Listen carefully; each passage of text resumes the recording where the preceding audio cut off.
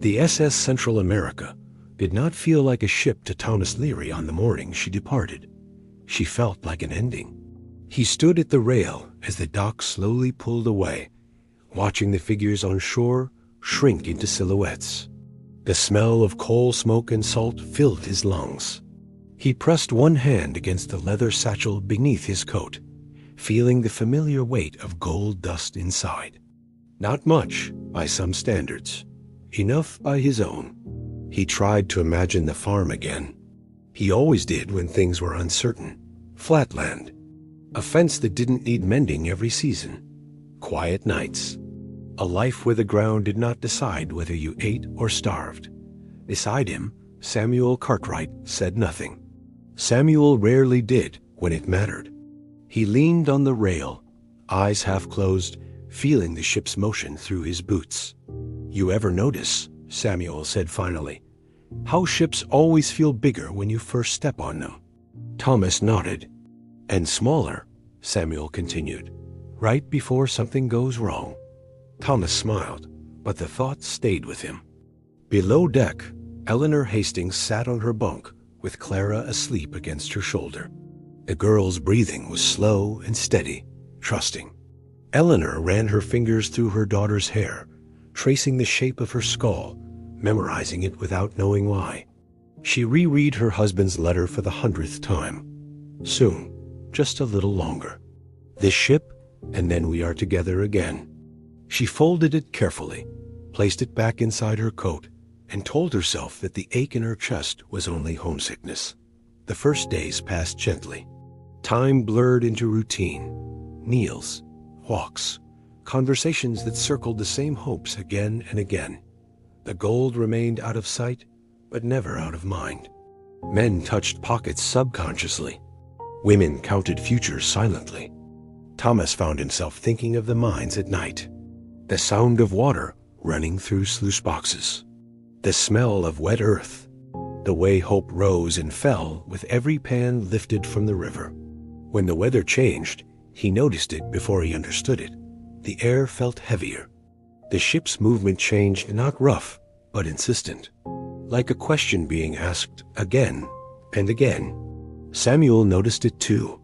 "So," he said quietly one evening, "you feel that?" Thomas nodded. They did not speak again.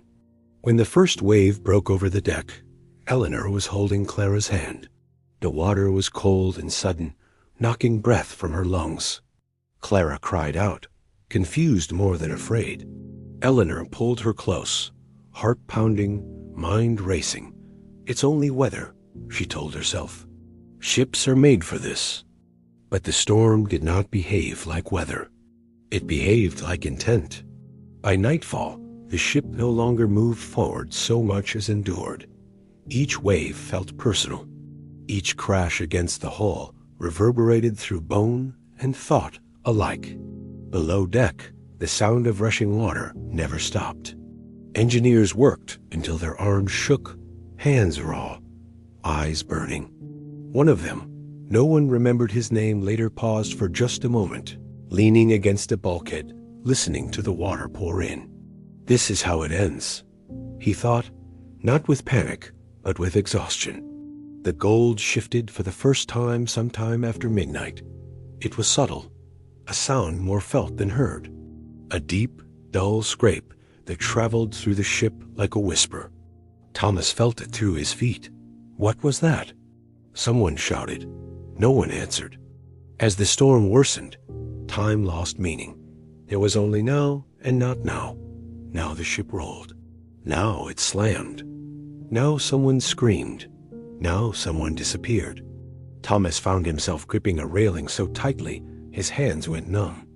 Samuel was beside him, shouting something he could not hear. Water tore at their legs.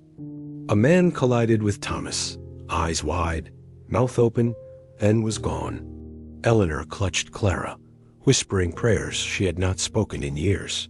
The child sobbed, face buried against her chest. I should have waited, Eleanor thought. I should have waited one more letter. The wave that took them came without warning. It lifted Eleanor from her feet, tore Clara from her grasp. And for one frozen instant, Eleanor saw her daughter's face, not afraid, just startled, before the ocean closed over them both. Thomas saw it happen. It stayed with him forever. By morning, the ship was no longer a ship. She was wreckage still floating. Captain Herndon stood on the bridge, soaked, bruised, steady. He knew the truth long before he spoke it aloud. There would be no saving the ship. Only people. Only some of them. He did not think of himself. He thought of duty. When the engines failed, a silence fell that terrified everyone more than the storm. No thrum, no resistance. Just wind and water. The Atlantic claimed the Central America piece by piece. When the ship finally went under, there was no drama left, no shouting. Only surrender. Thomas floated in darkness, clinging to splintered wood, lungs burning, body shaking uncontrollably. Samuel was there. Somehow, they did not speak. There were no words left. Dawn revealed a sea littered with ghosts, debris, bodies, silence broken only by the slap of waves. Rescue came hours later.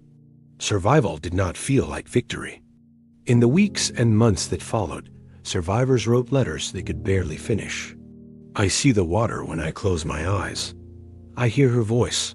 I don't know why I lived. Thomas never returned to the mines. The gold he carried meant nothing now. Decades later, when lights finally pierced the darkness miles below the surface, the ship waited patiently. The gold still gleamed. The ocean had not forgotten.